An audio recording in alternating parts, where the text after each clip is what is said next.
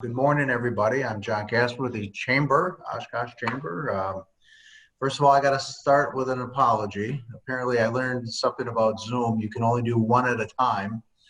And we had two different Zoom things going on at the same time this morning. So, my fault. I actually scheduled two things going on at once. So, it's one of those things. You can't be two places at once is really what it gets down to. So, I apologize for that, and thank you all for coming back at 9 o'clock here this morning for this topic. We have our good friends at Von Briesen and Roper, Jim Macy and Zach Flood, joining us this morning, talking about discrimination issues, including arrests and convictions and use of illegal products, something that's on a lot of people's minds and people have to deal with every day. So I think I will throw it over to Jim, and like we usually do as they go through their presentation, questions, from anybody, please use the Q&A icon or the chat icon, and I think Jim and Zach will be monitoring those, and we'll answer those as they move along. So, Jim, all yours. Great, thanks, John, and welcome everybody. Thanks to everybody for being adaptable on this. We'll keep you on time within the hour period that we've got here. The many things we've learned over the last couple months, it's to be adaptable and to roll with everything coming at us. And so we do it here too. We're a little change of pace at the breakfast briefings. Today we're going to try to avoid using the word COVID over 100 times within the presentation, and talk about a different topic altogether. We had originally scheduled this months ago, some of you may recall, before the COVID situation hit. So we've got it back on the schedule, and it's good because there's even been changes since we talked a little bit as far as that goes. I'm going to talk just a little bit about what we're seeing in changes in the discrimination areas, some things to give a heads up on as far as that goes, and then Zach's going to talk more about all the developments, and he's been talking on a national basis almost on this topic, is very much up to speed with what's going on with the marijuana law changes, the hemp products, and the impacts within the employment setting, both for us here locally and then for our companies that have facilities in our neighboring states that have passed new laws or have had laws like in Colorado, Washington, and other parts of the state where we've got facilities as well. So let me just quickly talk a little bit about what we're seeing with the discrimination type laws. As many of you know, there are a lot of laws that come into play. So when we're dealing with discrimination, we're talking about, as this first slide shows, quite a few federal laws just out of the box. When we're talking about hiring, when we're talking about discipline, we're not looking at just the Civil Rights Act or the basic discrimination laws. We're looking at the Equal Pay Act, the ADA, and the other aspects of things. Aside from the federal group of laws, within the next slide, we talk about the Fair Employment Act here in Wisconsin. Wisconsin, as you know, one of the first states to have many of these laws. We have the broadest list of protected categories than most of the other states from across the country. And we have a very veteran, large discrimination agency. Not all states do. We're what is referred to as a deferral state, meaning if something falls under both federal and state law, the federal government actually pays our state agency to handle a lot of the cases that would be otherwise dual filed. We get to that. The other aspect are the traditional categories we're all pretty familiar with. And then there's some of the additional ones that we don't see as much of, but come on into play once in a while. Note that under the additional ones, sexual orientation is listed. We're all familiar with that in Wisconsin. We've had that law here for quite a while. That's expanded to the federal law, and we'll talk about that in a second here as we go through that. And I'm also going to talk a little bit about arrest and conviction. Always keep in mind that the different aspects of employment are all involved when we're dealing with the discrimination categories. And I should say not only employment, but we're going to deal with this as well as we have vendors come in. And we have vendors come in, or we have different people involved in our organization or impact our organization that harass our folks. We're responsible, and we have pieces of that can create liability for us. We got to be ready for those things, have rules for those things, be able to investigate those kind of scenarios as well. And of course, retaliation is always prohibited and under all of the protected laws. Let's talk about one of the most recent changes. I'm sure all of you saw, but the United States Supreme Court issued a decision recently within the last couple months here in the Bostock case. It actually was one of 3 cases from different parts of the country where there was a termination or some negative action by an employer based on somebody's sexual preference or transgender status, limited primarily to that type of thing. This had gone back and forth in the lower courts for quite a few years as to whether or not sex discrimination under federal law included these type of categories. And the courts were split on that. Interestingly enough, Congress had taken several chances of changing the Civil Rights Act to include that, and it was not successful. Anyway, what the Supreme Court did was they said that sexual preference is part of sex discrimination under the federal law. What does that mean to you? And you say, Jim, Zach, come on, you guys, we've been covering this in Wisconsin for a lot of years. Well, where's your impact? Your impact is that now these cases get cross-filed, like other cases in both the ERD or the EEOC. And while I said we're a deferral state and that might go to the ERD, that's not a given. There still can be the right to sue under the federal law and an individual's right that they didn't have before necessarily to go to federal court to sue us for sexual preference discrimination or federal sex discrimination. And then in all the other cases that we have with cross-filed cases or that leverage under the right to sue is the different remedies and costs that are involved in that.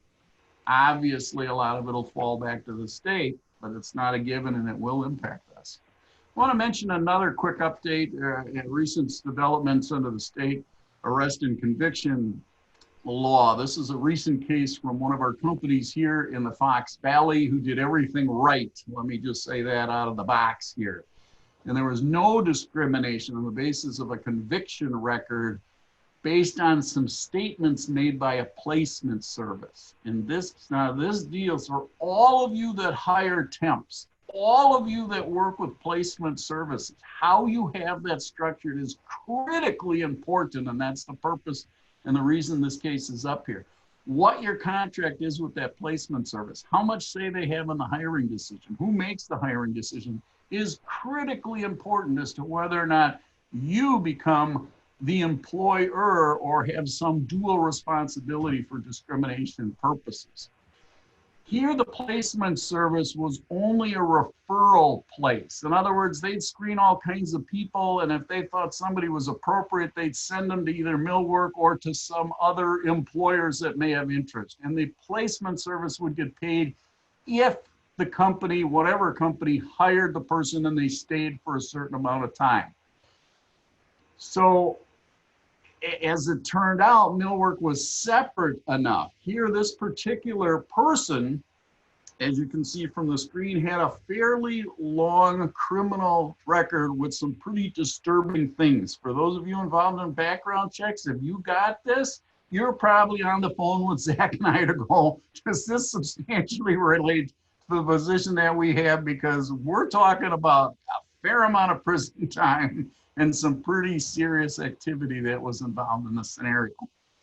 So again, as I mentioned earlier on the earlier slide, the placement service had sent an email to the guy that said, based on your record, that company's not gonna hire you.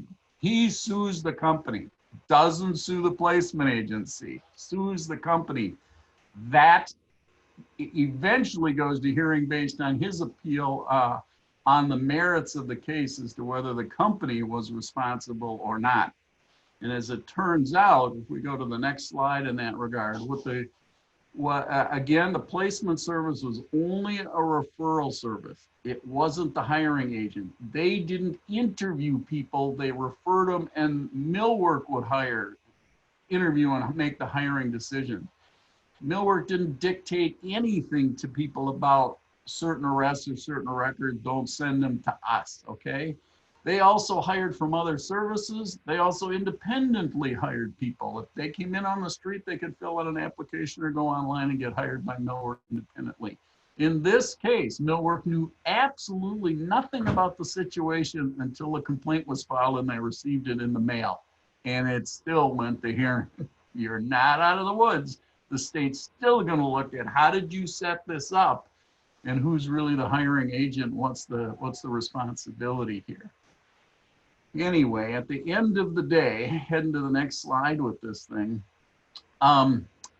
here's what the judge had said on it, and citing the law in Wisconsin and then applying the facts to this case to what the law is the burden's going to be on the complainant as to who the agent is and who made what decisions and other aspects of that. In other words, how is your arrangement made with your placement agency? Are they a referral agency or are they your agent? If they're your agent, you're going to be an employer as well, even if you knew nothing about the conversations. So I thought I'd mention it's a very recent decision, very positive decision, but it's a scenario where if it's structured right, you'll be okay. It's the update on arrest and conviction. It's an update on placement services and dual employer things, lots of issues involved. That's the quick update on the discrimination pieces, and I'm going to turn it over to Zach. I want to mention that, you know, so many of you that are involved in this know we do these, or have done these breakfast briefings for many years in person, and we would do a continental breakfast. And I just want to assure you that even if we had had a continental breakfast, we would not have added brownies. And so with that, I'm going to turn it over to Zach and talk about the other aspects of this. Zach, all yours. Thanks, Jim, and thanks for everyone for tuning into this today. It's a pleasure to be able to speak with you on this. So Jim had talked about some updates on discrimination. We're going to kind of switch gears a little bit, but not too much, and talk about marijuana legalization, which at the state level, at least, there has been a trend towards legalization or decriminalization over the past decade or so. That brings up a lot of new considerations for employers who have employees in these states, because as we'll talk about, the marijuana laws from state to state are anything but uniform. On top of that, marijuana remains illegal under federal law. So there are concerns for employers at the federal level as to how do we handle employees who use marijuana if that use is legal under the particular state's laws.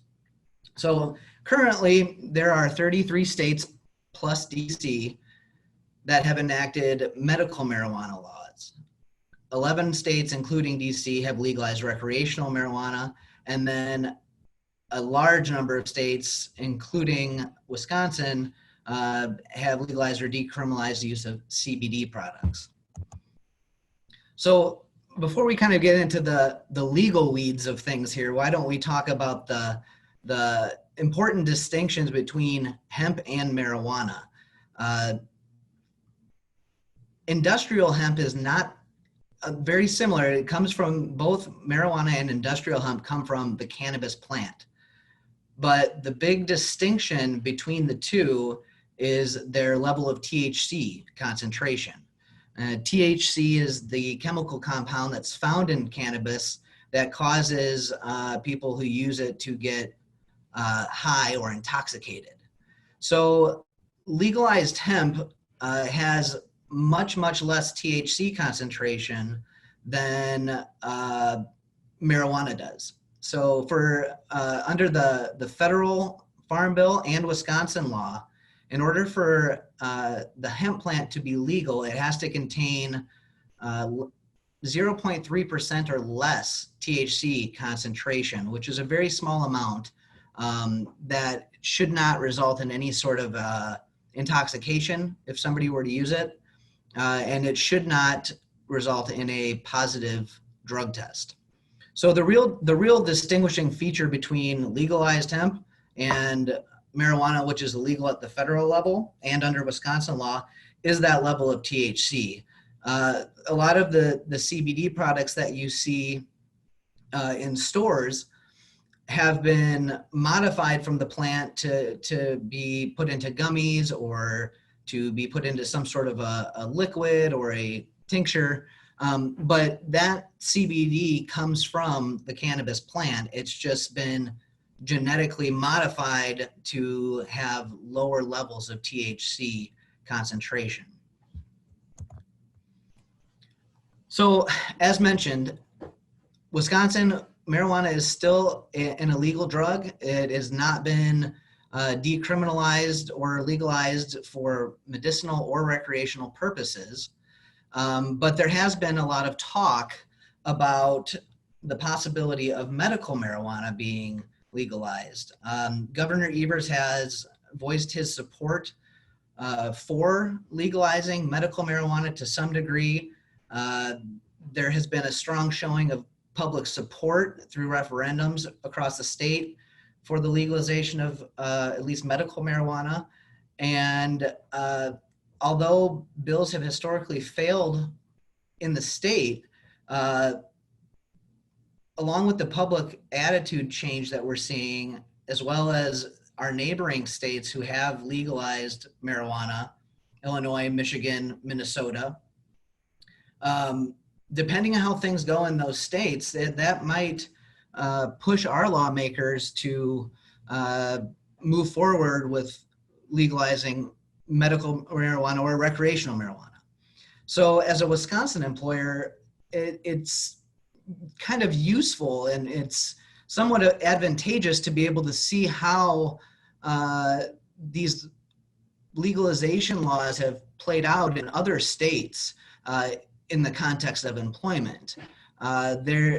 They often implicate other laws, such as privacy laws, drug testing laws, certain federal drug-free workplace type laws, and courts in other states have wrestled with the way that these laws interact in different ways. So as a Wisconsin employer, it's good to kind of have an idea of what some of these laws look like, how employers are permitted or restricted in treating their employees who have a positive drug test, and then seeing the level of protection that's afforded to users of marijuana in those states. So today's talk's about discrimination, and really what a lot of these states' laws do is they create a protected class for marijuana users under state law. Not all states have that, but many of them do. And so we'll talk about developing a legally compliant drug testing program with the focus being on marijuana testing. And if you're a multi-state employer, this is something that you want to look at for each one of your states because the state law is not uniform. If you're just in Wisconsin, these are things that you would want to consider in putting together your drug program anyways. But in the event that there is some sort of legislation that legalizes marijuana here to some degree, this analysis is something that you'll have to go through as well. So really there's a couple of points that are crucial to look at when you're putting together your drug testing policies. You need to consider what federal law applies to your operations.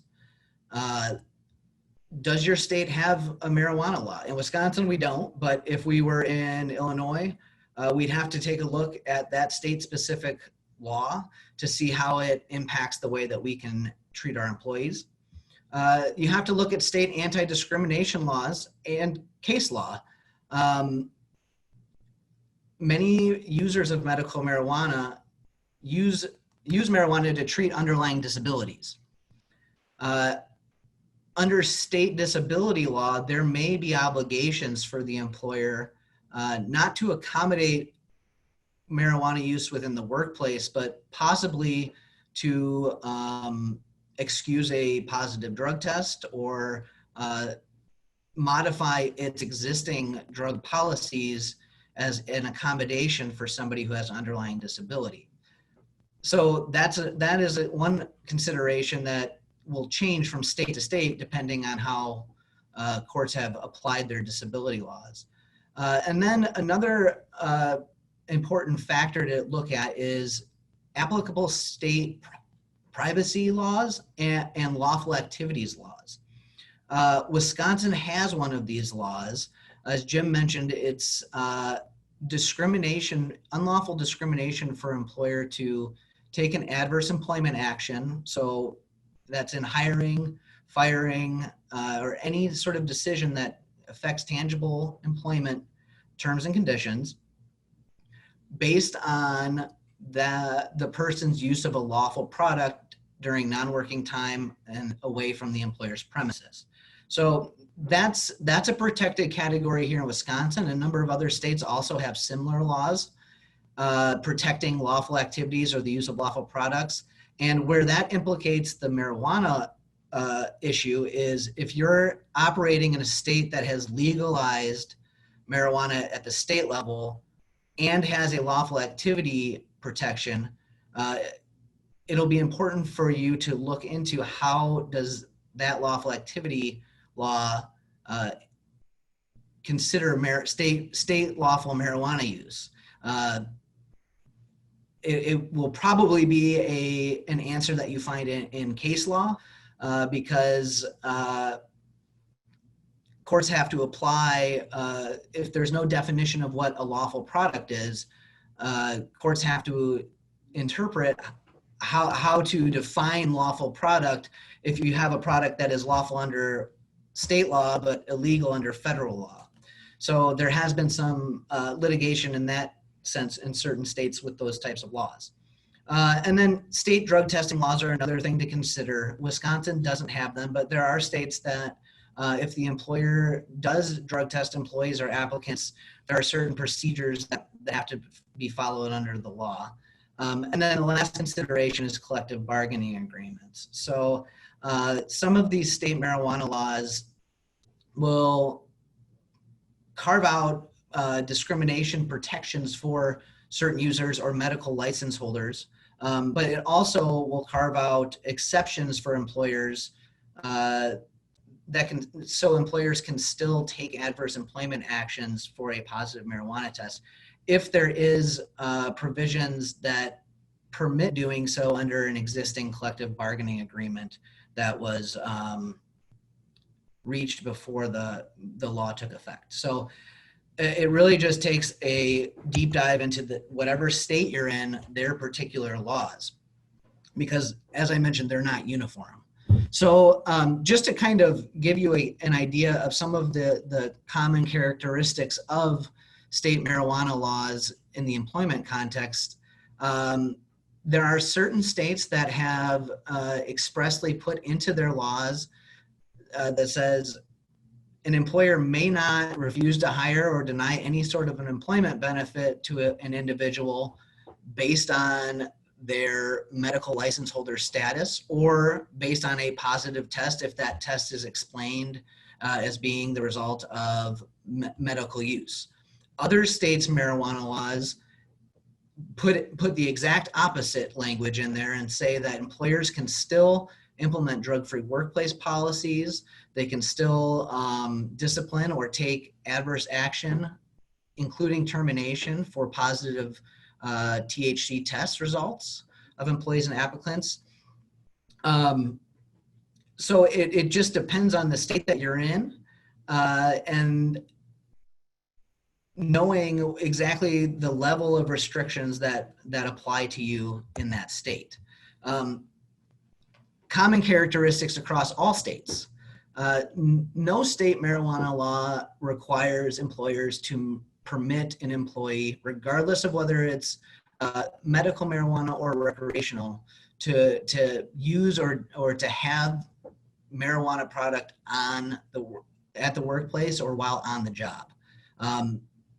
Similarly, employers are not required to allow employees to use marijuana regardless of their medical status, and they don't need to permit employees to come to work while being under the influence. So even if there is an anti-discrimination provision that applies to marijuana use within the state, those two items, bringing marijuana into the workplace or working while under the influence, are not required under any state's laws. Another common exception or carve out that you will find in many state marijuana laws is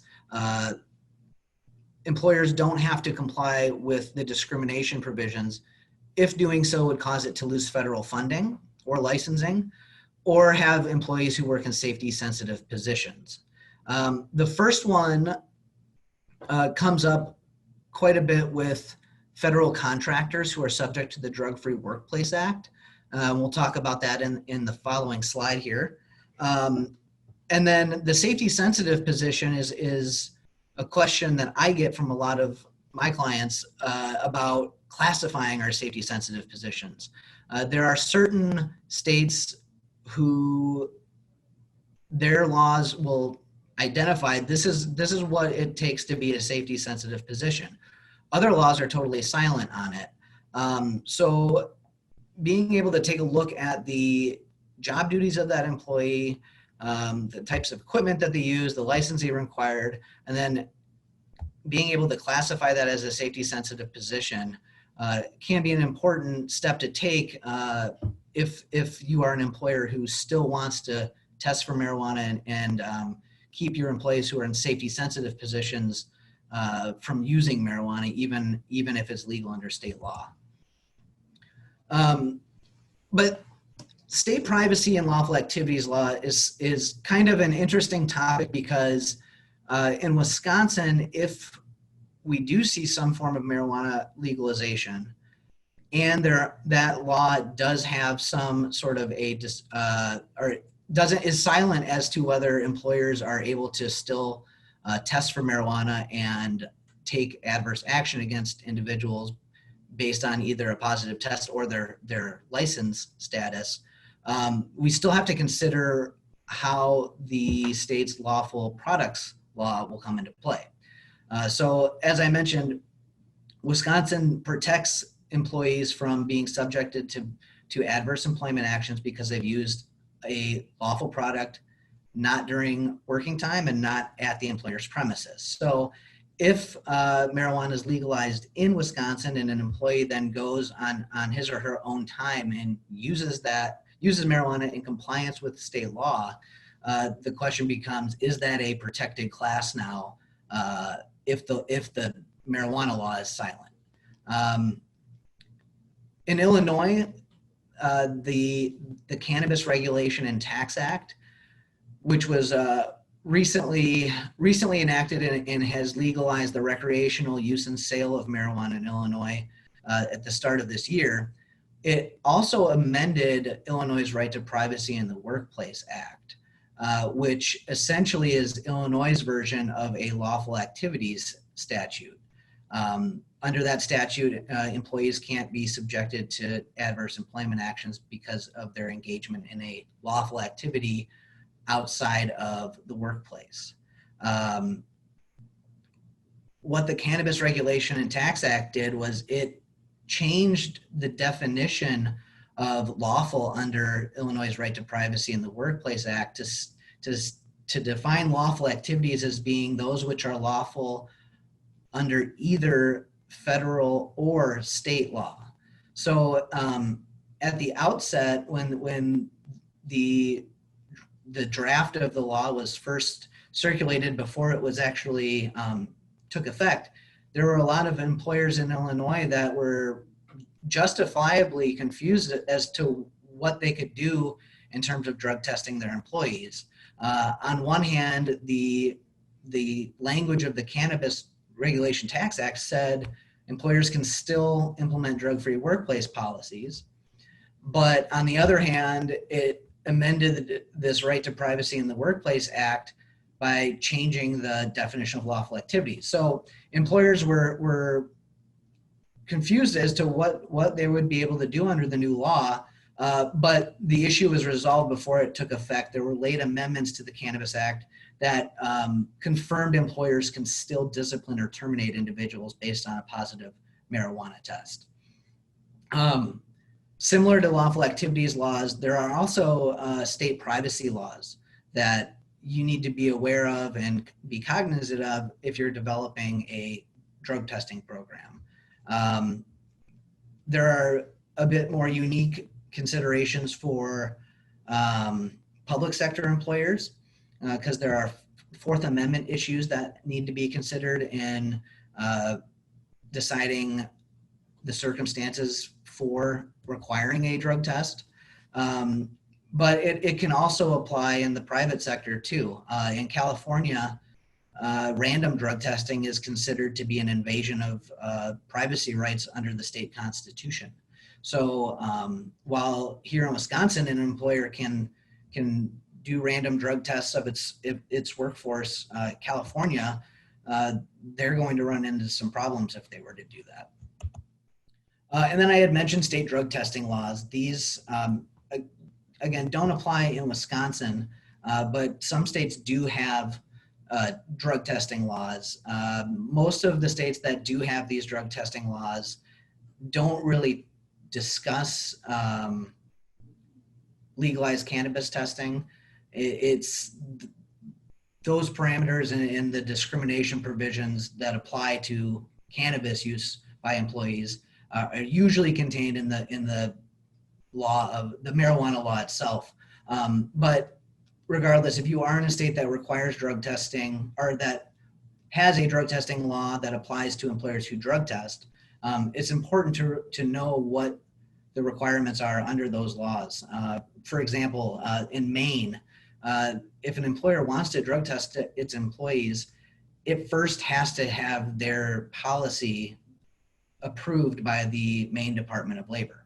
So if you're unaware of that and you start drug testing your employees in Maine, you can run into issues if you don't follow the right steps. And then we can't talk about marijuana and not talk about its illegality under federal law. So there are a couple of different laws that need to be considered when you are thinking about your drug and alcohol policy with respect to marijuana. One, the Controlled Substances Act makes marijuana a Schedule I drug, which is the highest level of scheduling under the Controlled Substances Act. So it is, the possession and use of marijuana is illegal at the federal level.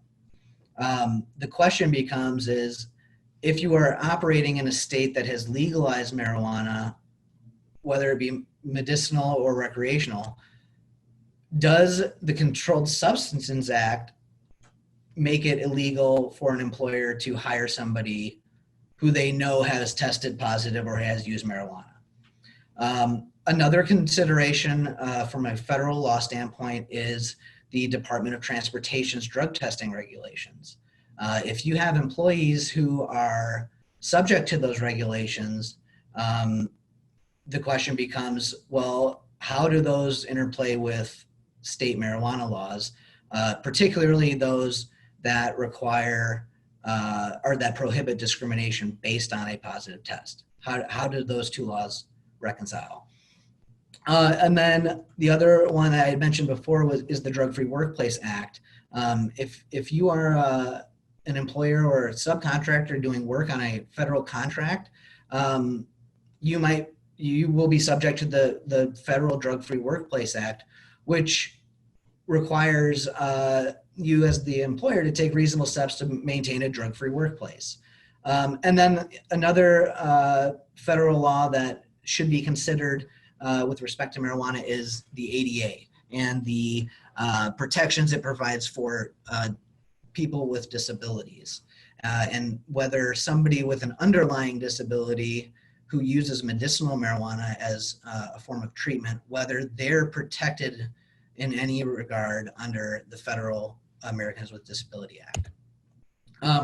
So when you're looking at the way that these federal laws interplay with the state laws, the concept of preemption is what really applies in this determination. The general notion of preemption is where a state and federal law are in direct conflict, the federal law is going to preempt the state law and will be controlling. Where this has gotten tricky in the context of marijuana is courts have found that most of the federal laws that employers have relied on in asserting their defenses to the discrimination claims don't directly conflict with the anti-discrimination provisions under state law. So as an example, this Callahan versus Darlington Fabrics case out of Rhode Island. Rhode Island has legalized medical marijuana, and their medical marijuana law specifically prohibits employers from discriminating against an individual because of their status as a medical marijuana license holder. So the company disregarded that provision, and it decided to deny employment to an applicant based on that applicant's positive drug test. The applicant came back and said, hey, look, I've got a medical marijuana card. I'm licensed through the state. I use this to treat an underlying condition. The company still denied employment, and the applicant ended up suing under the anti-discrimination law. The company argued that under federal law, the Controlled Substances Act, it is illegal. Marijuana is illegal, and therefore complying with the anti-discrimination provision would require the employer to violate the Controlled Substances Act. The court didn't accept this argument. It took a very word-by-word literal reading of the Controlled Substances Act compared to what is specifically prohibited under the state law. And the court found that the Controlled Substances Act had nothing to do with an employer's hiring of an individual. What is prohibited by the Controlled Substances Act is the possession, sale, use, or distribution of controlled substances. And the court reasoned that the employer would not have violated the Controlled Substances Act if it had hired somebody who they knew had violated the act. So the court took a very literal approach and found that there was no direct conflict, and therefore the federal law did not preempt the state law. There's a different analysis under the DOT regulations, because unlike the Controlled Substances Act, the DOT regulations specifically require employers to test employees who are covered under those regulations for marijuana, and are not permitted to allow those employees to continue working in a safety sensitive position that's covered by those DOT regulations if they test positive for marijuana. So had this person been an applicant for a DOT position, the employer would have had a much stronger preemption argument in defending that discrimination claim, because the DOT regulations specifically require marijuana testing, whereas the Controlled Substances Act doesn't say anything about that. So this brings us to the Drug-Free Workplace Act and some similar concerns and similar preemption arguments that have been raised with respect to complying with the Drug-Free Workplace Act. So again, this applies to employers who are doing work on federal contracts. It generally requires an employer to post a statement or publish some sort of a policy stating its position that it is against having unlawful drugs or controlled substances in the workplace. It requires employers to establish some sort of an awareness program, and that the policy has to let employees know that it is a condition of continued employment that they follow the drug-free workplace policy. So those are the kind of general obligations an employer has. The Drug-Free Workplace Act language is actually pretty broad, and it doesn't require drug testing per se, although most employers will implement drug testing as part of their reasonable efforts to maintain a drug-free workplace.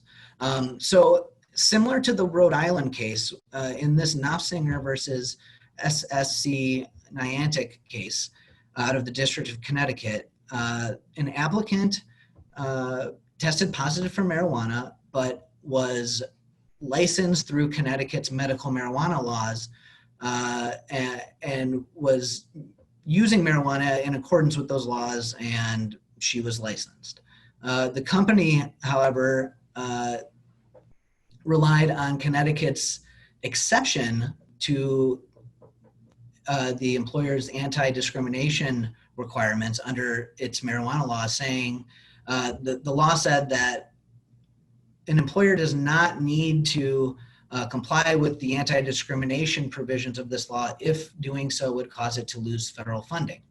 The employer argued that it was subject to the Drug-Free Workplace Act as a federal contractor, and that if it did not comply with that act,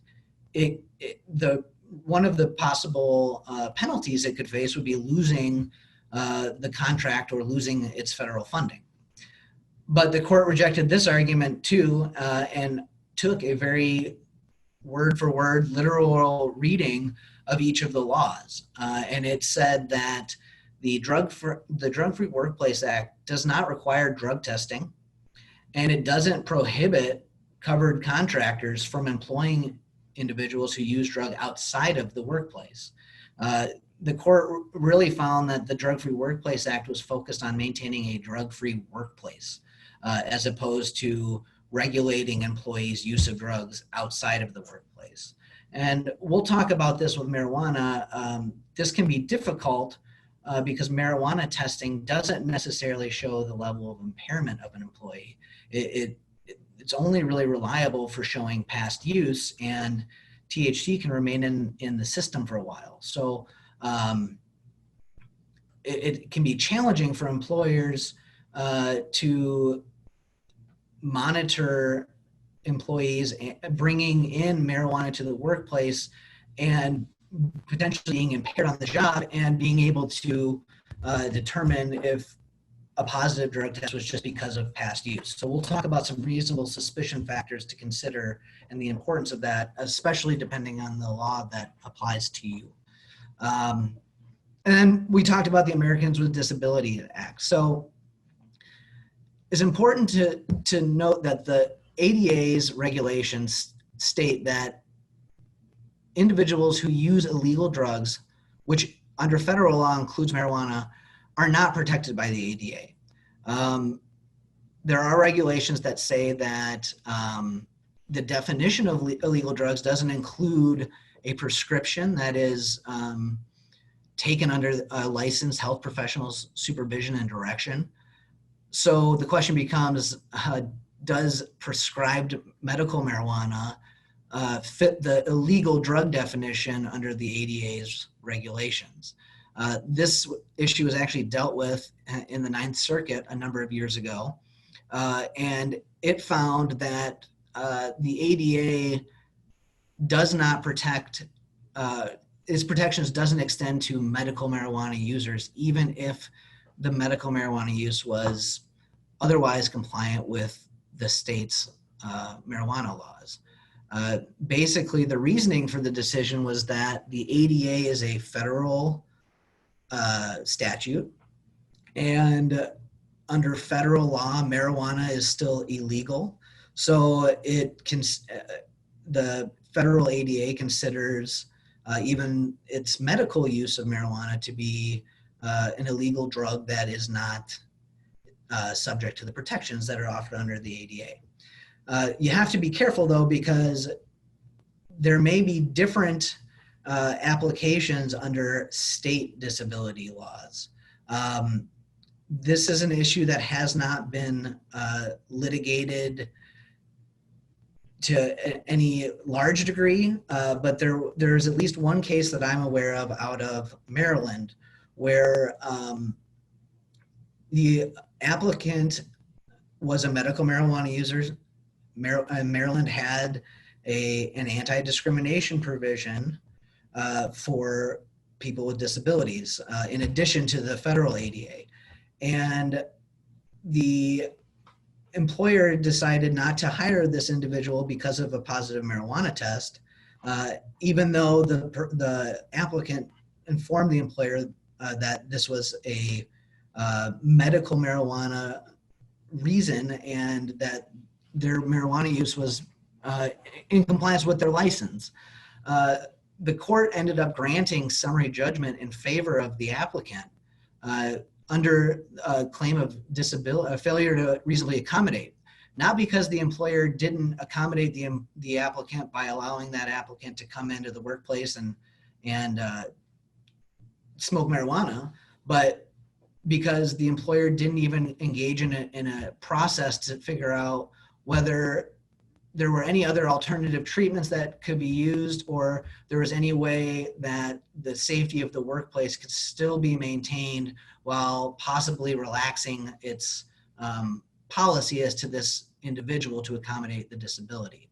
So even though the ADA doesn't necessarily provide these protections, it is important to be aware of what the state disability law says and how it's been applied to see what may be required of you as an employer to accommodate those disabilities. And then the collective bargaining agreements. As I mentioned, a number of these state marijuana laws will carve out exceptions to the discrimination provisions if there is an existing CBA that has provisions within it dealing with testing for marijuana. So that's just another thing to be aware of. So let's take a look at a couple of fact patterns here and see how it would be applied under different states' laws. So under this fact pattern, Herb applies for an employment and is extended a conditional job offer, but he needs to satisfy a pre-employment drug screening. He ends up testing positive for marijuana, but he tells you that he suffers from chronic joint pain. His doctor has prescribed him medical marijuana and he has a state-issued license, and that his marijuana use is otherwise legal under state law, and that he doesn't intend to bring this to work. He doesn't intend to show up to work under the influence. The positive test was just because of his past use outside of the workplace. So under Michigan law, Michigan's Medical Marijuana Act legalizes medical marijuana within the state, and it also, the Regulation and Taxation of Marijuana Act recently legalized recreational marijuana. However, neither one of those laws prohibit an employer from refusing to hire, fire, or take any other sort of an adverse employment action against an individual because they violated the employer's drug policy. So in Michigan, even though it's legal under for both medical and recreational purposes, employers can still implement drug-free workplace policies, and there are no discrimination protections for users in that state. Minnesota, on the other hand, while there is not a recreational legalization of marijuana, there is medical marijuana that has been legalized in Minnesota. And under that law, it specifically prohibits employers from basing or discriminating against an individual solely because of their status as a qualified patient or because of a positive marijuana test. So you can see here, even though when you look at Michigan and think, well, that state might be more favorable to marijuana because it has both medicinal and recreational, that may not be true in the employment context, because under Michigan's law, employers can still take any sort of adverse employment action for a positive test, whereas in Minnesota, they're prohibited from doing that. Another point I want to make is that a lot of laws, for example, Illinois, will protect an individual based on their license holder status, but does not include language like Minnesota's law, where employers are specifically prohibited from disciplining somebody based on a positive test. So that's kind of a trickier situation when you have this licensee status as your protected class, because the question becomes, well, if somebody with a license tests positive, can we take an adverse employment action against the individual based on the positive test? I'm not aware of any case law that has decided that issue, but at least the way that I have counseled clients is there's a pretty strong argument to make that the positive test is really because of their status as a license holder, and there may be discrimination protections that extend. So you have to be careful.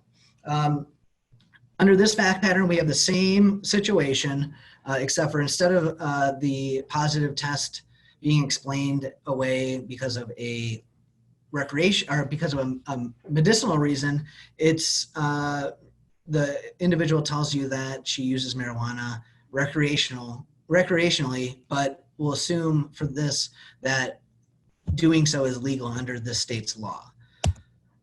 So let's look at Colorado. Colorado was the first state to legalize recreational use of marijuana, and it also has medicinal marijuana. So the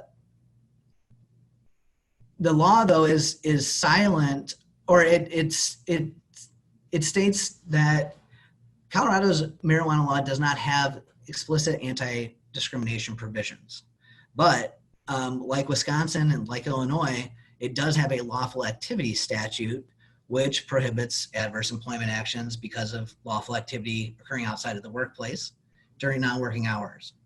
So in this Coates versus Dish Network case, the person was not hired because they had a positive test, and they filed a discrimination lawsuit under Colorado's lawful activities statute.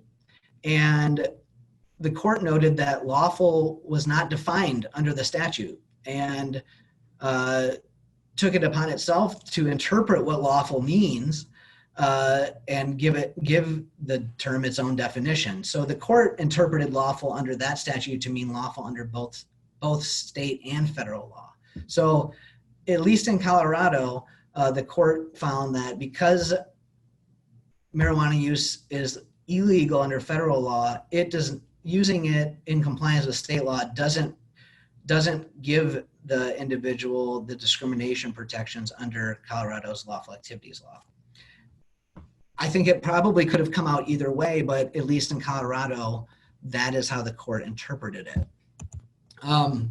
Let's talk about Wisconsin, because we do have this lawful products law, and the question becomes is if marijuana is legalized here, even if there are no anti-discrimination provisions that are baked into the marijuana law, how are we going to deal with this lawful products law?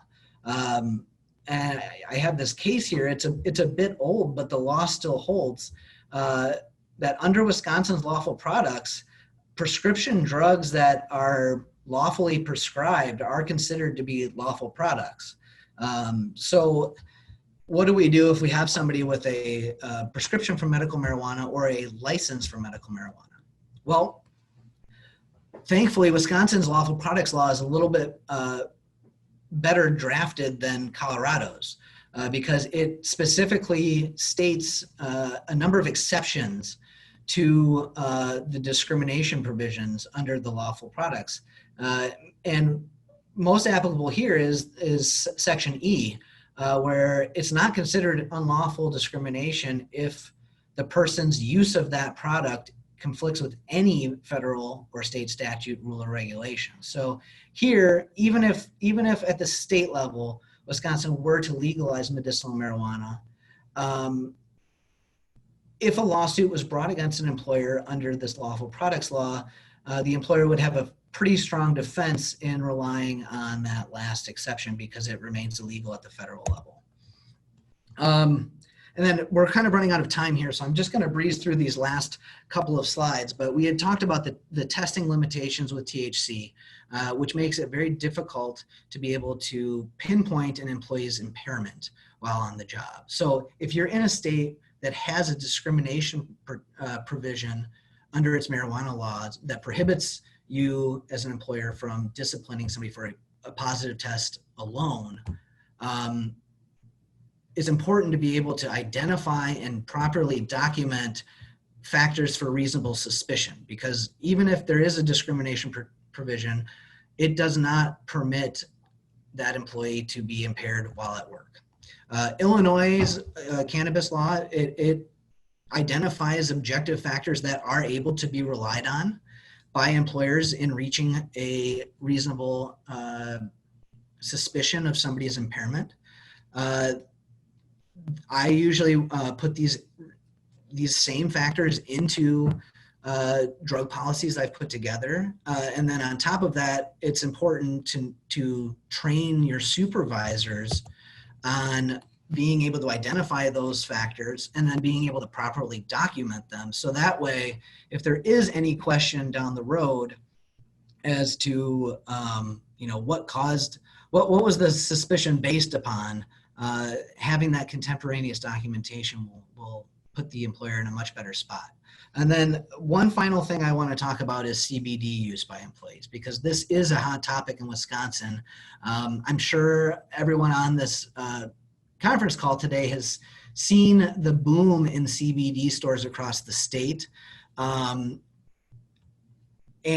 I know that I have dealt with a handful of clients that have had positive marijuana tests.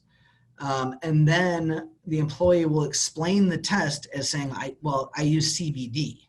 I use it to help me sleep or whatever. And they use that as an explanation for the positive test.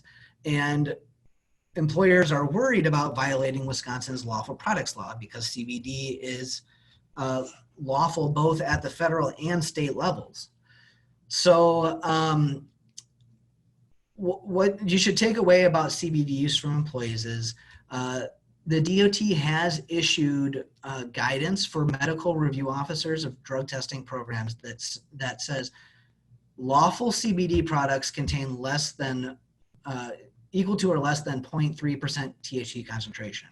That minimal amount of THC should not produce a positive drug test, and any explanation that CBD use causes a positive THC test does not invalidate the drug test. So that's what the DOT has said about it. And the way that it has reached that decision is that the CBD products are not regulated by the FDA, which means employees are essentially using these at their own risk. And if they happen to get a CBD product that contains a higher level of THC concentration that does produce a positive test, well, they made the decision to do that. And it means that the product they use isn't lawful under state law. So just something to keep in mind, if you do get that sort of an explanation, there is science out there to say that lawful CBD does not contain enough THC to trigger a positive test.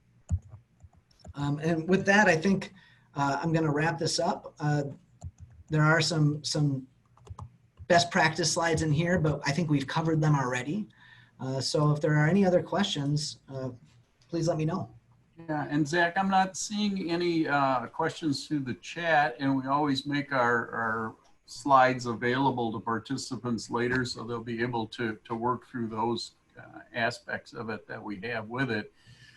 And people will be familiar with those suggestions because they still do apply in Wisconsin as far as that goes. The takeaways clearly are stay tuned, as this is quickly developing. And as you can tell, Zach and some of the rest of our team keep very close tabs on the changes and the charts of the different nuances between states, because it really does matter. How you respond or what decisions you make really do matter based on the really specific language of those statutes. But it's all also very doable if you stay tuned and stay with it. And of course, we're always a resource for that. Again, I want to thank everybody for being patient and rolling with the change that we had today. We will have another breakfast briefing next month, which is going to be announced in a day or two here. So we'll get that out to people as well. And John Casper and to the rest of the group here, thanks to everyone. On behalf of Zach and the rest of our team at Von Briesen, got a quick announcement. That big sign you see up in Neenah, our Appleton, Neenah, Oshkosh offices will be combining. We're certainly not leaving the area here, but growth is good and things are very positive, and we're real excited about that for next month. That Von Briesen sign is us. I was not successful in negotiating that. It'd be Von Briesen and Macy, but stay tuned. We'll see what we can do about that. Not much. Well, yeah. congratulations. Thanks. Yeah. Yeah, that's good stuff. So, well, thanks again, guys. Von Griesen and Roper does a great job for us. Jim and Macy and Zach Flood for the program today. Again, concur with Jim. Sorry about the mix-up that I caused, and we promise not to do that again. So, all good. Thanks again, guys, and we will be looking forward to the next month's program. So, thanks for everybody. Thank you.